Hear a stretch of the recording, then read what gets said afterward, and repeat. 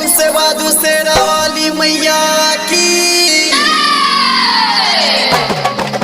बाजू है दुर्गा मैया की लिख लो हमरा कपार में।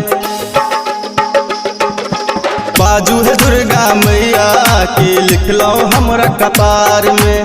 भर जग के तारै छी हमरा छोड़लो मझधार में। बाजू है दुर्गा मैया की लिख लो हमरा कपार में।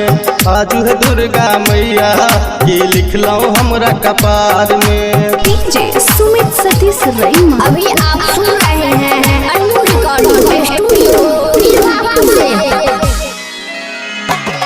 आही ची काली आही ची तारा आही ची भवानी आही ची दुर्गा।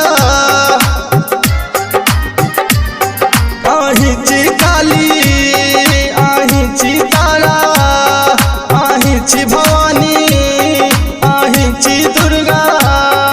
आही ची काली आही ची तारा आही ची भवानी आही ची दुर्गा।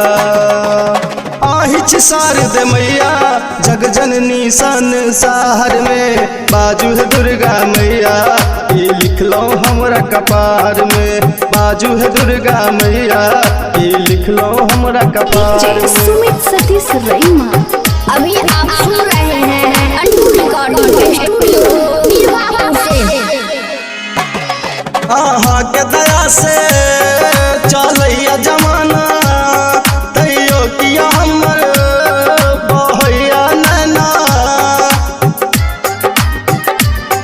आहा के दया से चलैया जमाना तैयो किया हमर बहैया नैना।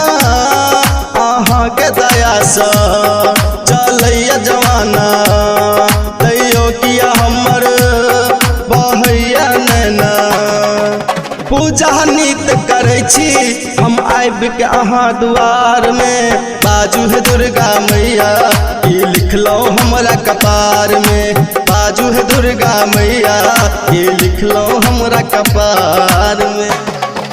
बाजू है दुर्गा मैया के लिख लो हमरा कपार में।